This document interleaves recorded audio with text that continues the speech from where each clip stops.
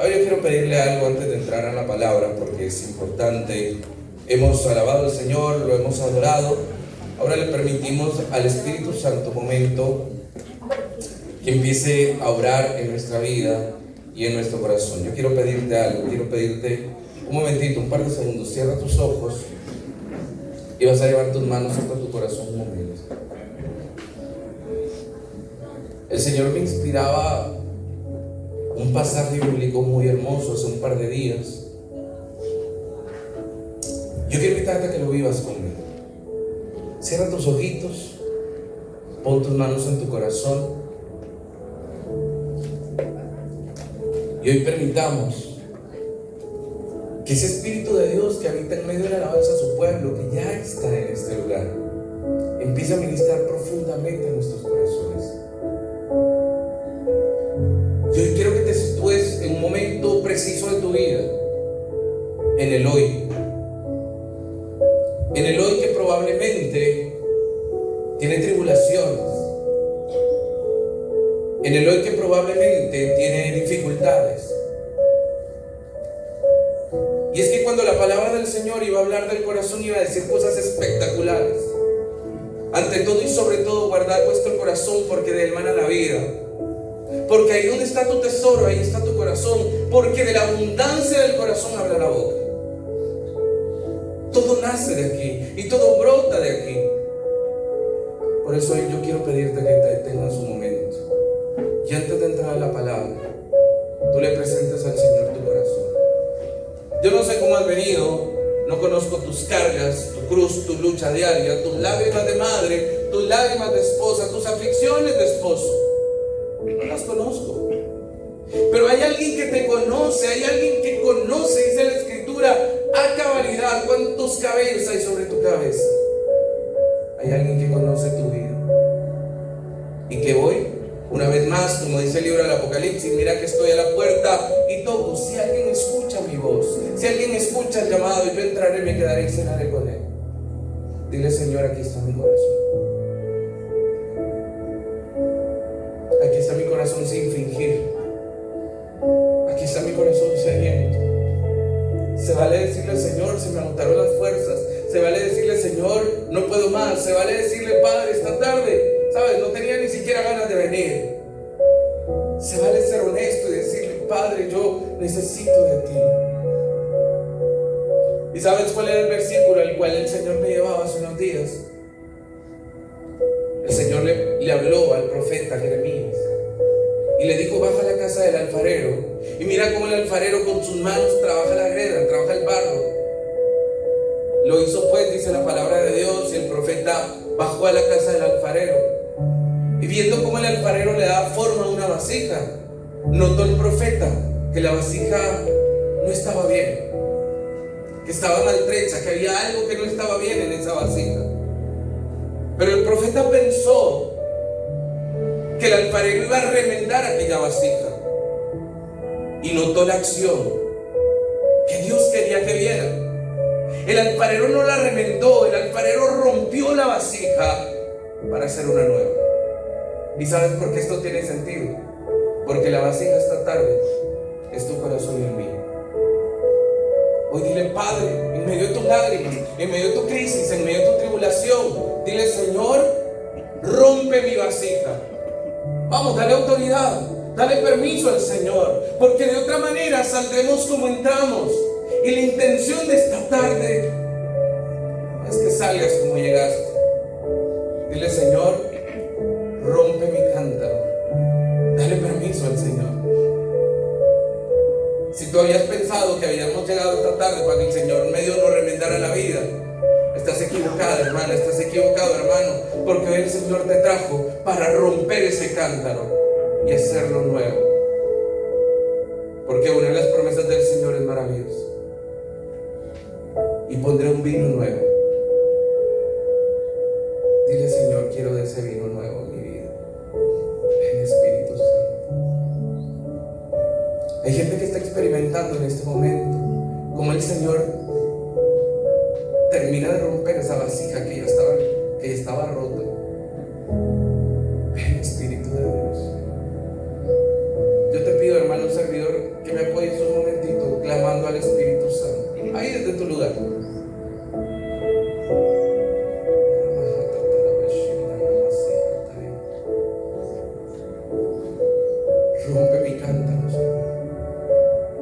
rompe el cántaro de esta mujer y de este hombre que vive en la tristeza. Rompe el cántaro del que se encuentra hoy en angustia. Rompe el cántaro del que se encuentra hoy en depresión. Rompe el cántaro de aquel que se encuentra atado a un vicio y no ha podido romperlo. Rompe el cántaro, Señor, de la ansiedad, de los ataques de pánico, de la depresión. Rompe el cántaro, Señor, de la culpa que hay en mi vida. Rompe mi cántaro, Señor, y hazlo de nuevo. Y cuando el profeta vio lo que el Señor estaba haciendo, entonces entendió de qué le estaba hablando el Señor: de regalarle un nuevo corazón. ¿Por qué? Porque tu pasado no te define, porque tu crisis no te detiene, porque no es el mundo quien dicta lo que viene para ti, es el Señor. Porque en medio de tu crisis, cuando más sola te sientes, cuando más abandonada te sientes, es que el Señor se acerca y te recuerda esta tarde, a través de este momento. Sé que muchos te han dado la espalda, pero el Señor es muy sencillo para recordarte: yo no te voy a abandonar. Porque cuando tú le preguntas, Señor, ¿dónde estabas cuando viví la crisis? El Señor hoy te dice: estaba ahí contigo. Te he visto por la madrugada sentarte a la orilla de tu cama y derramar lágrimas. Y tú sabes que no hay manera de que nadie conozca eso. Te he visto entrar a tu habitación, te he visto encerrarte en el baño y derramar lágrimas. Te he visto esconder tu dolor de mucha gente. Pero el Señor te recuerda cuánto te ama. Y esta tarde el Señor te trajo con un propósito. Sabes, Dios quiere tratar con la mujer. Dios quiere tratar contigo. Pero quiere empezar a tratar con la niña, con tu corazón. Tú sabes dónde es que Dios quiere tratar esta tarde contigo. Claro, le interesa a la mujer, le interesa al hombre, pero al Señor le interesa trabajar con nuestro pasado, con lo que somos. Padre, toma nuestro cansancio. Yo te pido, Dios amado, que hoy no nos dejes salir sin haber tenido la experiencia de un nuevo corazón. Padre, gracias. Gracias por este momento. Bendito y alabado eres tú. Ahora te invito a que guardes silencio un momento. No digan nada más. Solo recibe la paz que viene de Dios. Dios está en control.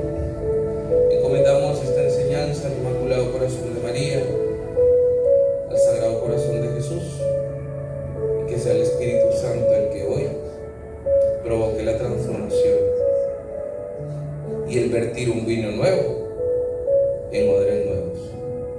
Bendito y alabado eres por los siglos de los siglos. Amén, amén y amén. Den un fuerte aplauso al Señor porque Él está en este lugar. ¿Cuántos pueden decir amén? Amén. A ver, díganle a la persona que tiene al lado suyo: el Señor está en este lugar. No más que así como se lo dijo, no creo que le vaya a creer. A ver, dígaselo con autoridad y con alegría: el Señor está en este lugar. Amén. Dice la palabra del Señor que donde Jesús pasaba, Él sanaba y las cosas eran hechas nuevas. Amén. ¿Cuántas quieren un nuevo corazón? Amén. Gloria a Dios. Y bueno, el tema de hoy es un tema retador, pero es un tema que ha venido el Señor trabajando dentro de mi corazón durante este tiempo, porque es un tema que a mí me confronta mucho. Probablemente usted vio el flyer, el anuncio de la asamblea de esta tarde, y el título es Confiar cuando no entiendo el proceso. ¿Cómo se llama la prédica de esta tarde? Confiar cuando no entiendo el proceso. ¿Usted trajo su Biblia? Biblia, saque su Biblia. Usted trajo donde apuntar, saque donde apuntar y me sigue con ese tema que es espectacular. Confiar cuando no entiendo el proceso. Y fíjese cómo choca esto con la realidad de la vida humana, no la vida cristiana, la vida humana. Porque el ser humano tiene como tendencia el buscarle explicación racional a todo. Y esto es histórico. Buscamos entender todo, porque psicológicamente entenderlo todo es pensar que tengo todo bajo control. Y es que si hay algo que a los seres humanos nos cuesta es perder el control. Siendo muy honestos, nos encanta tenerlo todo bajo nuestra perspectiva, bajo lo que nosotros creemos que debería ser y cómo debería de ser. El texto bíblico es maravilloso, la introducción es espectacular. Dice el libro de Proverbios, capítulo 3, verso 5. Proverbios 3, 5. Oiga esto: confía en el Señor de todo corazón y no te apoyes en tu propia inteligencia. Mira qué hermoso texto. Nos está invitando a confiar en el Señor. Y la confianza es un salto de fe. Y la confianza tiene una particularidad interesante. Es que la confianza no tiene que ser ciega. La confianza, decía Benedicto XVI, lo escribió cuando aún era el cardenal Ratzinger. Yo leí algo hace un tiempecito sobre la vida de los papas, y ¿sabe usted que descubrí en ese documento? Que dice que el Santo Padre que hemos tenido en la iglesia y que tiene el coeficiente intelectual más elevado ha sido Ratzinger. O sea, el más inteligente de todos, es que era un erudito. Y entonces él dice que la confianza, o él escribe algo similar, dice que la confianza es abandonarnos en Dios. ¿Qué es la confianza? Abandonarnos en Dios. Eso es confiar en Dios. Cualquiera dice: yo confío en Dios, pero sigo haciendo las cosas a mi manera. Confío en Dios, pero sigo pensando, sigo esperando que las cosas van a ocurrir como yo quiero que pase, porque es la tendencia del ser humano a tenerlo todo bajo control, a que todas las cosas pasen como yo quiero que pase. Es más, por ahí nos han predicado a lo largo de los años que los milagros de Dios ocurren al tiempo de Dios y a la manera de Dios. ¿Está de acuerdo usted conmigo? ¿Cómo ocurren los milagros? Al tiempo de Dios y a la manera de Dios. Ok. Esto en la teoría está muy lindo. Ahora yo le pregunto: cuando usted quiere un milagro, cuando usted está orando y quiere un milagro, ¿como para cuándo lo quiere? Para ayer. El Señor va tarde, hermano. Pero es muy fácil decir: es que los milagros ocurren al tiempo de Dios, a la manera de Dios. Pero cuando yo estoy orando, yo quiero el milagro ya. Y el querer las cosas a mi tiempo es querer tener el control. ¿Y cuántos de nosotros queremos enseñarle a Dios? Ser Dios. Usted le dicta cuál es el milagro que quiere, cómo lo quiere, cómo le gustaría que pasara y cuándo le gustaría que pasara. Estamos nosotros con una inclinación a tenerlo todo bajo control.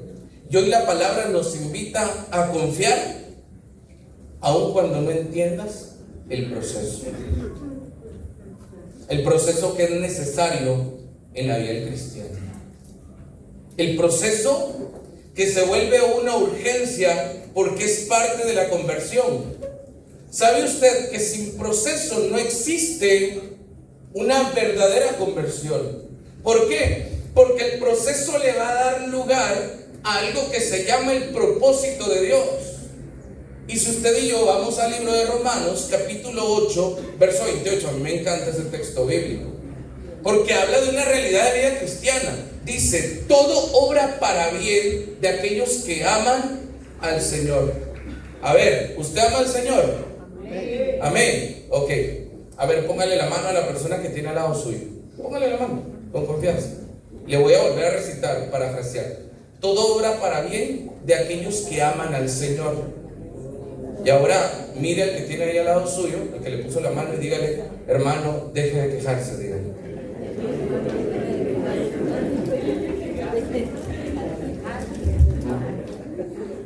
Es que a veces nuestra vida se llena de quejas. Y la queja no es otra cosa más que no estar de acuerdo con las cosas que estoy viviendo. Y cuando yo no estoy de acuerdo con las cosas que estoy viviendo, estoy yendo en contra del plan de Dios. Y es que veamos el tema de la fe, que a veces se torna un poco confrontador. ¿Por qué? Porque cuando un hermano de comunidad se acerca a mí y me dice: hermano Luis, fíjese que tengo un problema, yo le digo: hermanito, léase tal texto bíblico y ore. Eso es muy sencillo, ¿sí o no? Cuando alguien a usted le cuenta un problema y usted o el médico le receta un par de textos bíblicos y lo manda a orar, eso es muy sencillo, porque el problema no es suyo, es de otra persona. Pero ¿qué pasa cuando el problema no es del hermano, sino el problema es mío? Y entonces tengo que creerle al Señor. Ahí es donde se pone difícil el confiar cuando no lo entiendo, cuando no lo comprendo. Este versículo nos invita a poner nuestra vida completamente en las manos de Dios. Muchas veces queremos entenderlo todo, controlarlo todo y resolverlo todo. Sin embargo, la palabra nos recuerda que la verdadera paz nace cuando aprendemos a confiar en Dios. La paz que experimenta el cristiano no es una paz barata, no es la paz que el mundo te da, no es la paz que experimentas cuando pagas las cuentas a fin de mes, no es la paz que experimentas cuando pagas la tarjeta, no es la paz que experimentas cuando ves tu cuenta del banco y dices: sí hay. Esa es una paz barata. La paz que el Señor propone para el cristiano es una paz mucho más profunda. Es la paz que se vive aún en medio de la tormenta. Porque si usted me pregunta: ¿yo puedo tener paz en medio de la tormenta? Sí, sí se puede. Ese es el reto de la vida cristiana. ¿Ha escuchado usted ese canto, no? De repente lo ha cantado. ¿Cómo dice el cantito? Puedes tener paz en la tormenta. ¿Qué más? En esperanza cuando no puedas seguir, y aun con tu mundo hecho pedazos, ¿qué? El Señor guiará tus pasos. ¿En dónde? En medio de la tormenta. A mí me encanta ese canto, pero fíjese que lo cantamos muy bien y lo vivimos muy mal. Es que es bonito cantarlo, pero es un canto que si nosotros lo abrazamos deberíamos de hacerlo vida. Aprender a confiar es tener paz en medio de la tormenta. No la paz que el mundo propone, sino la paz que viene de Dios. Señor, hoy no te entiendo, pero sigo confiando. Señor, hoy no comprendo lo que estoy viviendo, pero sigo confiando. Es más, Señor, hoy creo que el proceso que estoy viviendo no lo merecía, pero sigo confiando. Esa es la paz de la cual la palabra de Dios hoy quiere hablar a nuestro corazón. No lo entiendes, pero el reto es confiar en Él. Proverbios 3:5, que es el verso inicial, es una invitación a vivir con fe y abandono en Dios. Cuando dejamos de apoyarnos únicamente en nuestras fuerzas y aprendemos a confiar en el Señor, descubrimos que Él nunca falla y que siempre conduce nuestras vidas hacia la bendición. Todo el tiempo Dios te va a conducir hacia la bendición. A ver, yo pregunto: ¿cuántos quieren ser bendecidos? Amén. ¿Saben que para poder llegar a la bendición, porque la bendición no va a llegar a la puerta de tu casa y te va a tocar la puerta y te va a decir: ya vine? La bendición hay que salir a buscarla. Y para alcanzar la bendición tengo que confiar. Y un sinónimo de confianza es que tengo que caminar por este sendero aunque no lo entienda. Tengo que caminar en medio del sufrimiento aunque no lo comprenda. Tengo que caminar en medio de la crisis aunque yo crea que es injusto. Yo me topo con mucha gente de iglesia que me dice, hermano, es que yo no entiendo cómo es que Dios obra, porque yo veo gente que no va a la iglesia, gente que no busca de Dios, gente que hace malas cosas y le va bien. ¿Sabes? Esto es un conflicto para la gente de la iglesia. Ver cómo a otras personas que no hacen bien las cosas les va bien. Y a veces genera un conflicto personal. Ves que el Señor está pidiendo algo mucho más grande de ti, que aún en medio de tu crisis aprendas a confiar que en medio de este proceso Él tiene un propósito para tu vida. Esta crisis tiene un propósito. Hoy no lo entiendes, probablemente, pero sigue confiando. Hoy estás cansada del caminar en medio de este desierto, te entiendo, pero sigue confiando en el Señor, porque el sufrimiento es parte de la vida. Dígalo conmigo, el sufrimiento es parte de la vida. Hace algunos años intentaron vendernos una idea de una pseudosecta protestante llamada Pare de Sufrir. ¿La escuchó usted alguna vez? No fue, ¿verdad? No. Espero. ¿Sabe? De entradita no funcionaba el nombrecito. Hágame usted el favor. Pare de sufrir. Nuestra teología católica enmarca el sufrimiento como necesario. San Juan Pablo II escribe un libro. Yo tuve la oportunidad de hojearlo porque alguien muy cercano lo tenía. Un libro que habla sobre el proceso del cáncer y cómo el cáncer es una catapulta que te lleva al cielo. Imagínense qué cosa más impresionante. Y entonces San Juan Pablo II, apegado a la teología de la Iglesia Católica, nos habla de que el sufrimiento es necesario. De hecho, si usted y yo rezamos la salve, hay un verso de la salve que dice: y aquí estamos sufriendo y llorando. ¿Dónde? En esta valle de lágrimas. La teología católica propone el dejar de sufrir solamente en un momento, en el momento de la muerte. Porque dice el libro del Apocalipsis que el día que usted y yo morimos, entonces sí se acabó el sufrimiento. Entonces ya no hay lágrimas, entonces ya no hay dolor, entonces ya no hay recibos que pagar, entonces ya no hay tribulaciones, entonces ya no hay deudas, entonces ya no llega la suegra a la casa, entonces ya no pasan ese tipo de cosas, ¿me entiende? Amén, dijo el hermano.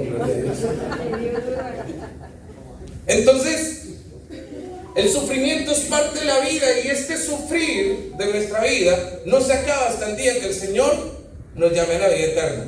Ahora le pregunto, ¿quiere dejar de sufrir? No. ¿Verdad que no? Yo sabía que no.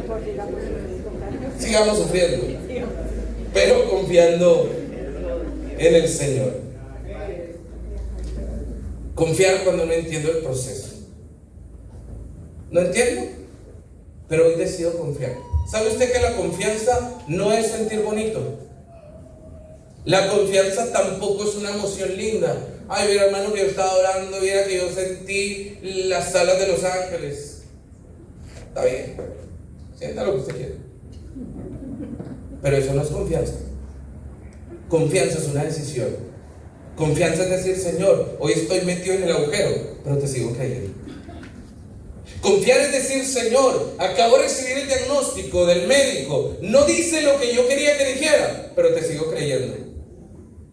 Señor, he pasado orando por mi cónyuge, por su conversión, y en lugar de verlo mejor, amén, hermano, pero sigo creyendo. Usted está orando por sus hijos, y en lugar de ver que hay pasos de evolución, van para atrás. Siga creyendo. Siga confiando. En esta temporada, bueno, aprovecho y hago un paréntesis. Feliz Día de la Madre. A ver, démosle un aplauso a todas las mamás que están aquí. Porque el Día de la Madre se celebra todo el mes, ¿no es cierto? Bueno, yo tengo un poquito de conflicto con las fechas, porque yo creo que el Día de la Madre no es el 10 de mayo, yo creo que el Día de la Madre son todos los días. Sí. Tampoco creo que el mes de María es el mes de mayo, el mes mariano es todos los días. Pero hablando un poco de esta que es nuestro caminar cristiano, que en la vida hay sufrimiento, porque en todas las áreas de nuestra vida siempre vamos a encontrar esa contra, ese sufrimiento, ese remar en contra de la corriente. Pero es ahí donde Dios te quiere fortalecer. ¿Por qué? Porque es en el desierto donde usted va a conocer su potencial. ¿Sabe qué es lo que está permitiendo el Señor a través de este proceso? Que usted conozca su potencial. Y que usted aprenda a confiar en Él. Que usted aprenda a confiar en su divina voluntad y en su divina provisión. Y que Él tiene el control. Es que el reto de la vida cristiana es darle el control de nuestra vida a Dios. Y aprender a entender que todo en las manos de Él está mucho mejor. Que mi única tarea es seguir confiando. Que mi única tarea es seguir creyéndole a Dios. No sé si se los compartí la última vez que estuve con ustedes, pero el año pasado tuve la oportunidad de hacer una misión y pasó algo muy, muy extraño. Hice la misión fuera de Guatemala, llegué a un país primero con un hermano de Guatemala y luego yo me fui para otro lado y él se fue para otro lado. Yo llegué a un lugar donde me tenían que recibir, una familia, ¿verdad? Me iba a recibir como misionero. Por alguna extraña razón de Dios no me recibieron. Entonces me mandaron para la casa con unos sacerdotes. Y yo, bueno, me quedo en la casa de los padres. Un ambiente muy, muy lindo. Y habían 4 religiosas que estaban ahí. Y ellas tienen como patrona Santa Mónica. ¿Ha escuchado usted un poquito de Santa Mónica, verdad? Una mujer espectacular. Uno de mis santos favoritos es San Agustín. Nos dejó una riqueza maravillosa. Pues una de esas noches que yo estoy en la casa de los sacerdotes, regreso de predicar y las monjitas están en la casa y me preguntan si había comido y les dije que no. Entonces me invitaron a cenar con ellas, no estaban los sacerdotes, estaban las 4 monjitas y su servidor. Hicimos una sobremesa encantadora, platicamos de todo y surge el tema de Santa Mónica y San Agustín. Yo les hablo de mi interés por la vida de San Agustín y ellos me cuentan que su patrón es Santa Mónica. Y me contaron un verso, un pedacito, un extracto de la historia de Santa Mónica que yo no conocía. Santa Mónica era muy devota a la Virgen del Carmen. Y en el afán de la conversión de su hijo Agustín, ella decide en algún momento hacer una novena a la Virgen del Carmen. Entonces empezó a hacer su novena y su petición era la siguiente: ver converso a San Agustín. Eso era todo lo que ella quería. Hace su novena y entonces cuentan estas hermanitas, ¿verdad? En esta parte de la historia de Santa Mónica, que cuando termina la novena, es decir, el día noveno, lo termina en la iglesia con la Eucaristía, comulga, recibe la misa y todo lo demás, va para su casa muy, muy emocionada y muy confiada porque ha terminado su novena y ella tiene fe de que Dios va a escuchar por medio de la intercesión de Mamá María la petición que ella tiene. Me cuentan ellas que en la historia le falta más o menos como 1,5 cuadras para llegar a su casa y sabe a quién encontró: Agustín. ¿Y sabe cómo lo encontró? Tirado en el piso, estaba ebrio. Eso podría haber sido para cualquier persona el haber perdido la confianza en el milagro. Pero ¿sabe qué hizo Santa Mónica? Dice que como pudo lo tomó entre sus brazos como madre, lo llevó a la casa. Pero el gesto más hermoso de confianza, aunque no entendía lo que estaba pasando, fue el siguiente: siguió orando. Hay por ahí una frase acuñada que a mí me encanta, por eso hablaba un poquito de las madres. Una frase que incluso el padre Gabriel Amor dejó en uno de sus libros: la oración de una madre tiene mucho poder. Es que cuando una madre ora, las puertas del cielo se abren. Cuando una madre le cree a Dios, las puertas del cielo se abren en bendición. Fíjese que el padre Gabriel Amor escribe en uno de sus libros: Satanás le teme al consagrado, es decir, al sacerdote, pero quien hace temblar a Satanás es una mujer que aprende a creer que para Dios no hay nada imposible. ¿Y qué dice Lucas 1:37? Que para Dios no hay nada imposible. ¿Qué es lo único que hay que hacer? Creer, confiar y seguir orando. ¿Qué hubiese pasado si Santa Mónica, al ver que acaba de terminar su novena, que no había funcionado otra vez, lo hubiera dejado ahí? ¿Qué hubiese pasado? Nunca hubiese visto la conversión de su hijo. Y nosotros no tendríamos al santo más proverbial que tenemos hoy en la Iglesia Católica, a San Agustín. Quiere decir que este proceso, cuando usted decide confiarlo, vale la pena. Sus lágrimas valen la pena. Sus oraciones valen la pena. Y hoy el Señor nos invita a una cosa: a no rendirnos. Quiero desarrollar esto con 3 ideas muy sencillas. Número 1: aunque no entiendas el proceso, sigue trabajando. Este es el punto número 1. Aunque no entiendas lo que hoy estás viviendo, no solamente sigue confiando, sigue orando, sigue trabajando, sigue viniendo, sigue buscando, sigue clamando, sigue doblando rodillas, porque un día esa oración te va a traer frutos de bendición. Amén. Amén. Amén. ¿Usted quiere ver a sus hijos bendecidos y conversos? Amén. Siga orando por ellos. ¿Usted quiere ver a su esposo bendecido y converso? Siga orando por él. ¿Usted quiere ver a su esposa con un mejor carácter, bendecida y conversa, dócil, amable, amorosa? Hasta miedo tienen los hermanos de decir. Siga orando, hermano. Aunque no entiendas el proceso, sigue trabajando. Quiero tomar un ejemplo. José soñó grandes cosas de parte de Dios, pero antes de ver el cumplimiento de la promesa, pasó por traición, injusticia, sufrimiento. Sus propios hermanos lo vendieron. Fue acusado falsamente y terminó en la cárcel. Humanamente parecía que Dios lo había abandonado.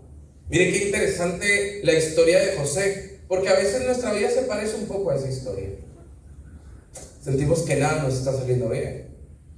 Nos sentimos incluso un poco abandonados. Nos sentimos que el Señor no lo encontramos por ningún lado. Esta historia de José es muy profunda, porque él, para poder llegar al momento de gloria que Dios tenía preparado para él, tiene que atravesar un desierto.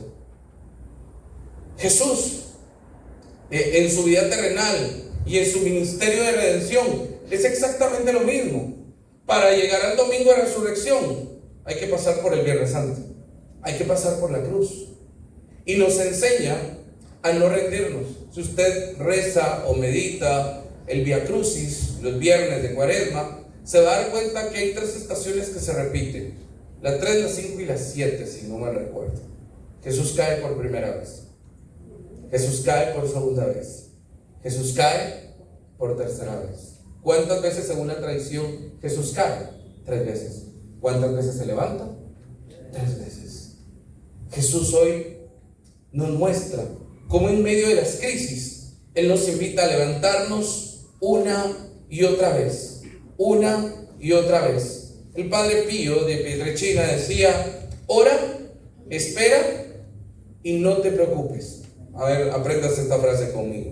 Ora, espera y no te preocupes.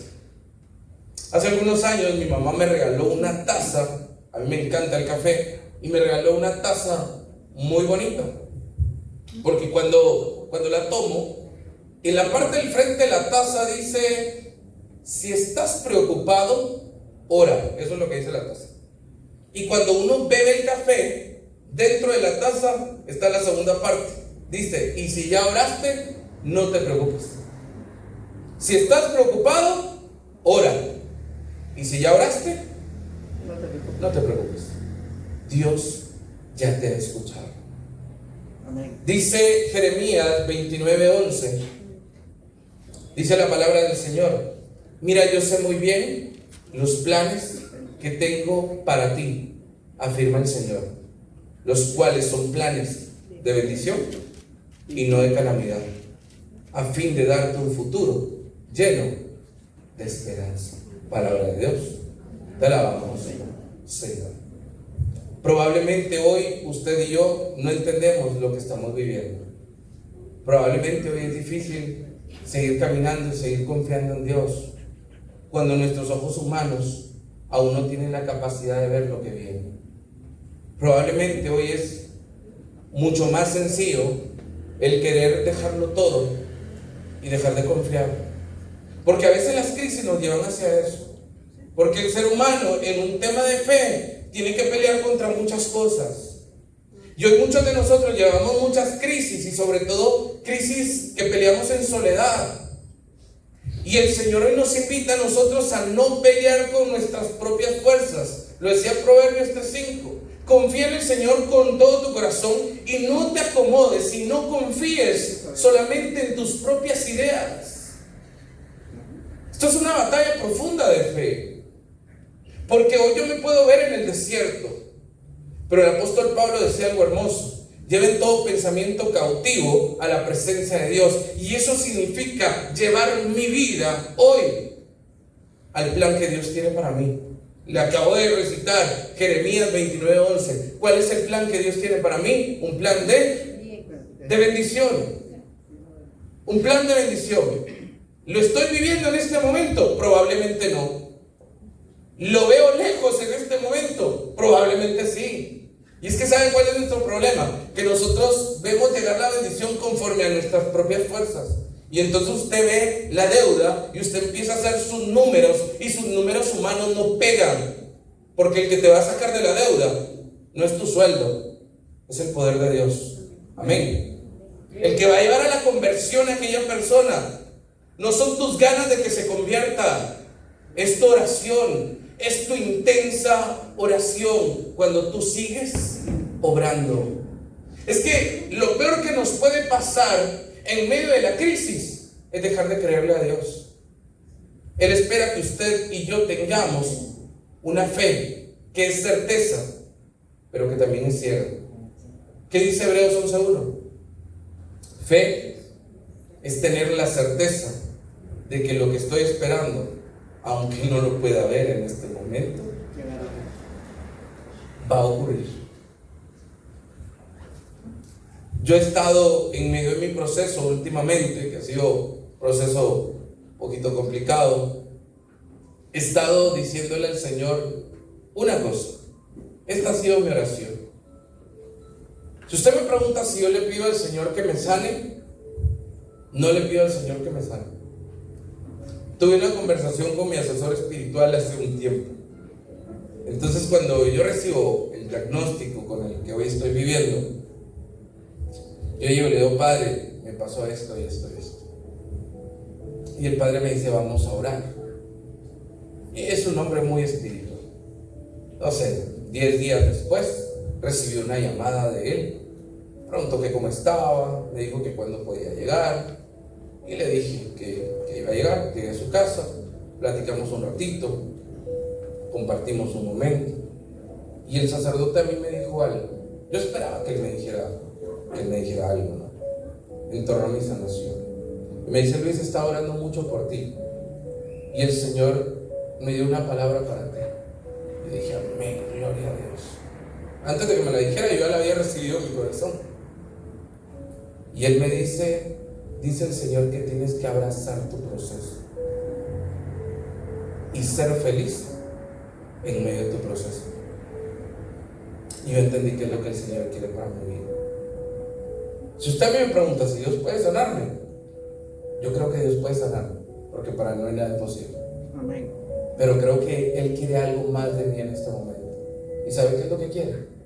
Que sea feliz en medio de mi crisis, que sea feliz en medio de mi proceso. Hace como 1.5 meses más o menos, de repente tengo ataques de neuropatía terriblemente complicados. Y esto me da un poquito de pena contarlo, pero es un testimonio, ¿no?, de la vida del servidor. Yo llevé a mis hijos al colegio, regresé a mi casa, hice lo que nunca había hecho en mi vida. Llevé a mis hijos, regresé a la casa y me volví a meter a la cama. Tenía demasiado dolor. Mis hijos salen a las 2:30 del colegio, me levanté a las 2:15, los fui a traer, los regresé a la casa y me volví a acostar. Está en una crisis muy difícil, muy complicada, de dolor y una crisis emocional. Yo esa noche tenía que predicar. La predica era tipo 7:30, ese día no cantaba, solo iba a predicar. Ustedes conocen a Oscarito Roldán, uno de mis grandes amigos que amo profundamente. Vivimos cerca. Y más o menos como a las 5:30 se me ocurrió decirle que me fuera a cubrir en la prédica. Estuve madurando la idea. Yo dije: seguramente sí me va a apoyar. Me levanté como a las 6:15 más o menos de la cama. Tomo el teléfono y estoy a punto de escribirle a Oscar, y escucho la voz de Dios, clara, directa, y me dice: si no vas a predicar hoy, sos un hipócrita. Y es una palabra durísima, porque yo le predico a la gente que en medio del desierto hay que seguir adelante, y yo me estaba rindiendo. Y yo le decía, Señor, pero me duele. Señor, pero no puedo. Y el Señor me manda un verso de un diálogo que tiene el apóstol Pablo y le dice, Señor, 3 veces te he pedido que me quites el aguijón que tengo en mi vida. Es un aguijón que se ha incrustado en mi carne, es un emisario de Satanás. Y el Señor le dijo, te basta mi gracia. Usted me pregunta si entiendo lo que estoy viviendo. No, no lo entiendo. Humanamente, si usted me pregunta si a mí me gusta lo que estoy viviendo, no, no me gusta. No lo entiendo, no me gusta, no me agrada, no quisiera tenerlo. Pero hoy entiendo que el reto es ser feliz en medio de la crisis. Ser feliz en medio de la prueba. Porque es diferente hablarle a la gente cuando está en un desierto a predicarte desde mi desierto y decirte, hermano, siga creyendo en Dios. Tal vez tu milagro no va a llegar hoy, pero va a llegar. Tal vez hoy no se va a resolver la situación, pero se va a resolver. Y yo he pasado por tanto en mi vida que estoy convencido de esto, que no es el diagnóstico el que tiene la última palabra, que no es la crisis, que no es la deuda en el banco, que no es la tarjeta que te está apretando, que no es todo lo que debes, que no es ese matrimonio que está roto, que no es esa relación con tus hijos que ya no funciona, que no es tu vida misma lo que tiene la última palabra. Que el que tiene la última palabra, incluso en el vicio, en el pecado, se llama Dios. Y para Él no hay nada imposible. ¿Qué es lo que el Señor te pide? Que sigas creyendo, pero que sigas viniendo. Eso es lo importante. José seguía trabajando. Estaba en un proceso, pero seguía trabajando. Le seguía creyendo al Señor, pero no se quedaba en la casa viendo Netflix. Seguía viniendo. Usted está en un proceso, siga viniendo a la comunidad. Es mucho más probable que el milagro llegue aquí a que llegue allá en su casa viendo la serie en el capítulo número 400 no sé qué. ¿Me entiende? Siga creyendo. Idea número 2. Cuando las fuerzas se terminan, es la confianza la que nos sostiene. Un personaje que a mí me encanta, Job. Job no perdió algunas cosas. Job lo perdió todo. Todo es todo. A mí me encanta porque los verbos que usa la escritura y los adjetivos que usa la escritura son completos. Job lo perdió todo. Se quedó sin nada, ni físico ni material. Lo único que le quedaba era una cosa: la esperanza en Dios, que nunca perdió. Aún su esposa le increpaba y le decía: ¿por qué no maldices ese Dios tuyo? Mira cómo te tiene. Probablemente nosotros batallamos con situaciones parecidas, tal vez no con las mismas palabras, pero tal vez el sábado tú estás dispuesto a venir a la comunidad y en tu casa te preguntan: ¿y a dónde vas? A la como. ¿Y a qué vas? A lo mismo, a lo de siempre. Job lo había perdido todo.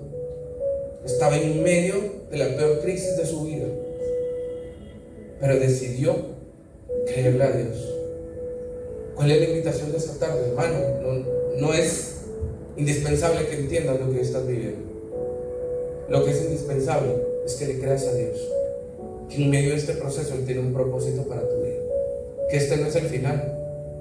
¿Sabe? Mientras yo hacía la prédica había una frase que yo prediqué hace algunos años. Ese era el título de una prédica hace algunos años, y la prédica se llamaba: hoy no es buen día para rendirte. Ahora yo quiero que le diga al que tiene al lado suyo: hoy no es buen día para rendirte.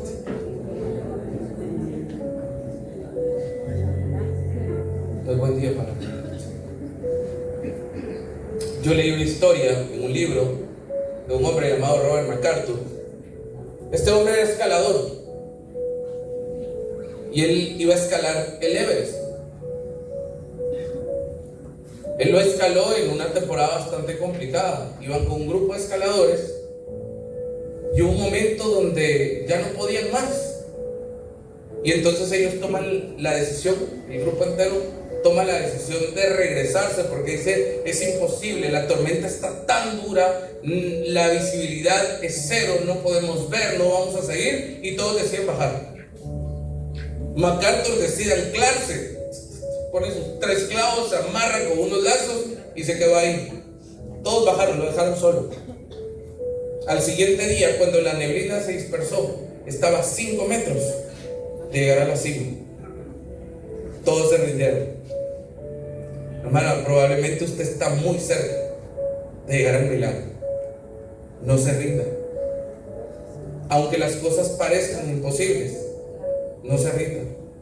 Aunque el milagro parezca lejano, no se rinda. Y él decía en su libro que hubiese pasado si él con todo el grupo se vuelve a bajar.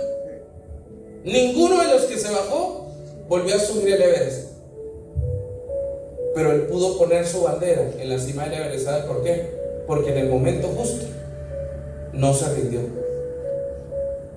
Job lo había perdido todo. Perdió su familia, su casa, su hogar. Yo le pregunto, si yo le preguntara a usted directamente, ¿usted es una persona bendecida? ¿Usted qué me diría? Amén. ¿Por qué es bendecido? Por la vida. ¿Por qué más? Por la familia, por la casa, por la comida. Por la casa, el trabajo, la familia. A ver, hermano, ¿usted por qué es bendecida? Por su familia. ¿Ah? Por tu salud. A ver, hermanito. Por el trabajo. A ver, hermanita, ¿usted por qué es bendecida? A mí, por mi enfermedad. Por su gloria a Dios, por su enfermedad. Fíjese que yo le pregunto a las señoras, ¿usted por qué es bendecida? Nadie me dice por el esposo que tengo. Nadie me contesta eso, pero gloria a Dios, Dios la bendiga. Dice la palabra del Señor: vengan a mí los que están cansados y agobiados, que yo les haré descansar. Usted podría decirme, hermano, estoy en medio de una crisis terrible en mi vida, pero si usted revisa su vida, usted es una persona bendecida. Si usted compara su vida a la vida de Job, no, nosotros somos gente bendecida. Nosotros somos gente que tenemos el favor de Dios. Dice Juan 16:33, oiga esto que hermoso: les he hablado esto para que en mí encuentren paz. El Señor nos hace un spoiler de la vida, claro, crudo. En el mundo tendrán tribulación, pero ánimo, yo he vencido al mundo. ¿Sabe dónde está la certeza de la vida cristiana? Que no es con mis fuerzas, que no es cuando yo quiero, que no es el medicamento, que no es el tratamiento, que no es esa puerta que estoy esperando a que alguien me haga un favor, que es Dios el que me va a levantar de la crisis que estoy viviendo. Amén. Mi ayuda me viene del Señor. A mí me encantó, uno de mis salmos favoritos es el Salmo 121. Levanto mis ojos a los montes. ¿De dónde vendrá mi auxilio? Mi auxilio me viene del que hizo los cielos y la tierra. El que me cuida. Vean en qué momento se pone y se ubica el salmista. Dice: mi guardián no duerme. Es el mismo que cuida a Israel, el mismo que va a cuidar de mí. ¿Sabe que al pie de página de la Biblia Dios habla hoy? Hace un enlace con el Evangelio. Cuando el Señor les dice: no se preocupen, las aves del campo no siembran y no cosechan y tienen para comer, ni los lirios del campo se vistieron como el rey Salomón. Yo me ocupo de ti. Yo quiero que usted se lleve en su corazón esta frase esta tarde: Dios se ocupa de usted, de lo que hoy está viviendo. Idea número 3: el que confía en Dios siempre, siempre, siempre, y con mayúsculas, siempre terminará viendo victoria en su vida. ¿Cuántos dicen amén? El que confía en Dios, solo hay un lugar donde va a terminar en la victoria. Porque usted está en el desierto y todos los desiertos se terminan, pero todos los desiertos que usted camina de la mano de Dios van a terminar en un lugar que la palabra de Dios le da un nombre maravilloso: la tierra prometida, que no es otra cosa más que la gloria de Dios. ¿Usted quiere llegar a su tierra prometida? Solamente necesita hacer una cosa: aferrarse a Dios y reconocer que solo no puede. ¿Puedo yo vencer mi pecado en soledad? No puedo. ¿Puedo yo vencer mi crisis en soledad? No puedo. Necesito aferrarme al Señor. Yo voy a poner como ejemplo a alguien que también me encanta, el apóstol Pedro. Pedro caminó sobre las aguas.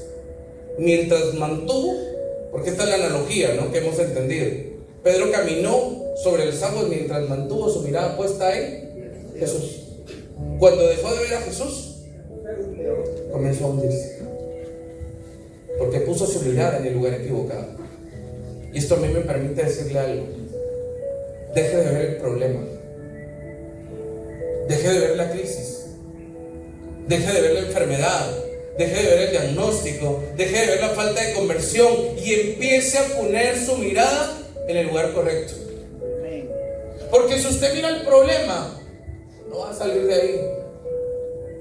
Deje de hablarle a Dios de sus problemas y empiece a hablarle a sus problemas del Dios poderoso que usted tiene.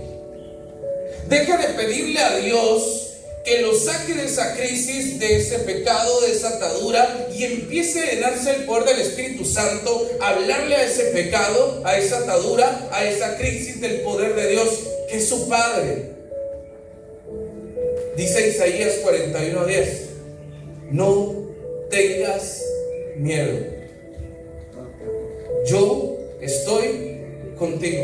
A mí cuando el Señor me dice yo estoy contigo, estoy a punto de entrar a una terapia, a un examen, al recibir el resultado de un examen, solo me resuena eso en la cabeza: no tengas miedo, yo estoy contigo. Y eso me sostiene, porque como ser humano tiemblo, porque como ser humano tengo miedo, porque como ser humano, siendo frágil, quisiera que la crisis se acabara. Pero resuena esta frase de Isaías 41:10: no tengas miedo, yo estoy contigo. Y dice: mi diestra te sostiene y te dará la victoria, porque la victoria la alcanzamos solamente de una forma: tomados de la mano de Dios. Simple y sencillamente. Y quiero terminar con Oseas 2:14, uno de mis textos favoritos de la Escritura. Libro de Oseas, capítulo 2, verso 14. Dice: y la llevaré al desierto, y en el desierto voy a hablar a su corazón, la seduciré. Hay una versión que dice: voy a enamorarla de nuevo. ¿Sabe cómo se sale de este desierto, hermano? Enamorado de Dios. Usted se pregunta: ¿para qué tanto desierto? Para una cosa: para que tú te enamores de Dios. Voy a llevarla al desierto. En el desierto hablaré a su corazón y la voy a seducir una vez más. Este desierto tiene un porqué. No es un castigo, no es un capricho de Dios, es un porqué de Dios. Porque en este desierto, aunque no lo entiendas, el Señor te invita a confiar, pero a descubrir algo mucho más profundo: que necesitas enamorarte de Él. Yo he profundizado mucho este texto de Oseas 2:14 y he entendido algo. Cuando dice: en el desierto te va a hablar, te va a seducir y te va a enamorar. Una pareja enamorada tiene ciertos rasgos. A ver, ¿cómo camina una pareja de recién novios, por ejemplo? ¿Cómo caminan por la calle? Cuando están enamorados, ¿cómo caminan? De la mano, ¿sí? ¿Cómo camina una pareja que lleva 20 años de casado? La 21 no es nada. Ahí va el señor hasta adelante, la doñita a ver si puede alcanzar. Yo entendía como la analogía de Oseas 2:14. Dice: voy a llevarla al desierto, la voy a enamorar. ¿Sabe cómo se sale del desierto? Enamorado, de la mano de Dios. Hoy no entiende la crisis, confíe, manténgase firme. ¿Cómo? Vida sacramental. Yo voy a darle 3 claves, le prometo que con esto termino. Número 1, vida sacramental. En la crisis, usted necesita la Eucaristía más que cualquier otra cosa. Ay, hermano, es que tengo el mejor medicamento. Gloria a Dios si lo tiene. Pero lo que usted necesita es el cuerpo y la sangre de Cristo, los sacramentos. Número 2, usted necesita intimidad con Dios. oración. O yo le pregunto, no me conteste. ¿Cómo está su vida de oración en medio de su desierto? ¿Cuánto tiempo está orando? ¿5 minutos? ¿3 minutos? ¿Sabes? Se ha puesto de moda un poco dentro de la espiritualidad light de la iglesia. Es que yo oro, hermano, cuando voy en el tráfico. Oro mientras lavo los trastes. Oro mientras cocino. Está bien que usted ore cuando hace todas sus actividades diarias, pero su vida de oración no puede resumirse a momentos donde usted está ocupado haciendo otra cosa.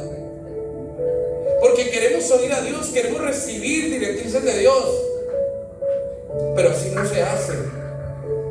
No es simplemente vida de oración, es vida de intimidad con Dios. Y número 3, vida cercana a la palabra del Señor.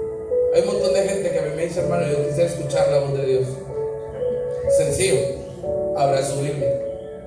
Dios te quiere hablar y Dios te quiere recordar que en medio de esa crisis Él sabe sacar cosas hermosas, porque del desierto Dios saca cosas hermosas, porque de este momento de poda espiritual, porque la crisis también podríamos encontrarle en nosotros una analogía, es una poda espiritual. ¿Y qué es la poda? Es tomar aquel arbolito que ha dado frutos, pasarle la tijera, podarlo, y la poda duele, porque rompe los apegos emocionales y los apegos espirituales, rompe el acomodamiento espiritual. Y si usted me pregunta, hermano, ¿esta crisis quiere sacarme de algo? Sí, de tu acomodamiento espiritual. San Juan Pablo II dijo en el año 1986, si no me recuerdo, así lo leí en una homilía, dijo: el problema de la iglesia católica es que se está llenando de obesos espirituales. Gente que come palabras, qué linda prédica, qué lindo sermón, qué linda homilía, qué linda charla, qué linda catequesis, todo nos parece lindo. Pero somos obesos espirituales, recibimos y nunca hacemos nada. A ver, pregúntele al que tiene al lado suyo, hermano, ¿y usted como para cuándo? Dígale. Porque este desierto es un sacudirte, es decir, te sigue confiando, aunque no lo creas. Porque Dios de eso que parece que no tiene sentido, Dios va a sacar algo maravilloso. Yo leía una reflexión con unos jóvenes hace algún tiempo. Era bastante infantil, pero a mí me llamó mucho la atención porque hablaba de la crisis que vive una piñata. Fíjense que la piñata en el cumpleaños es lo que los niños esperan, ¿no es cierto? Sí. Pero para que la piñata de los dulces hay que apalearla. ¿Sí? Y se parece un poquito a la vida cristiana. De la paleada vienen los dulces. Así que, llamen. Dios sabe hacer de la crisis grandes milagros. Nuestros hermanos han preparado algo que a mí me pareció espectacular. Nunca se me había ocurrido. Y en mis 27 años de ministerio nunca lo había visto y me encantó. No sé si me pueden ayudar los hermanitos a poder repartir esta bolsita que nos va a servir como plataforma para poder tener un momento de oración. Yo quiero que usted le ponga mucha atención, no solamente al texto bíblico, no solamente a la imagen. Quiero que le ponga atención a lo que está dentro de la bolsita.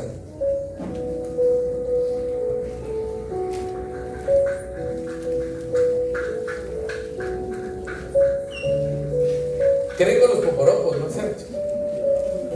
No se los va a comer, hermano, por favor. Pero la analogía está espectacular. A ver, si yo le invito a mi casa y le digo: hermanita, vamos a ver una peli, y le paso un traste con semillas de maíz y le digo: coma, hermana, sin pena, ¿se puede o no se puede? Hay que hacerlas pasar por el fuego, ¿no es cierto? Por el calor, para que haya una transformación. Me encantó la analogía,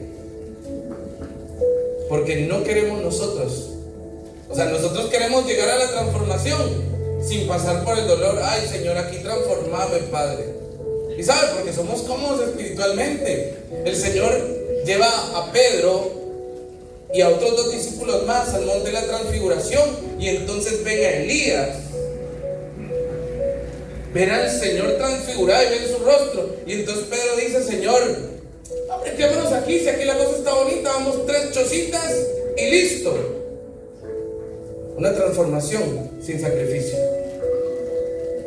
Y esta bolsita nos muestra a nosotros algo: que el sacrificio de la crisis, que hoy no entiendes, pero que estás aprendiendo a vivir en confianza con Dios, te va a llevar a dar un verdadero fruto, y un fruto en abundancia.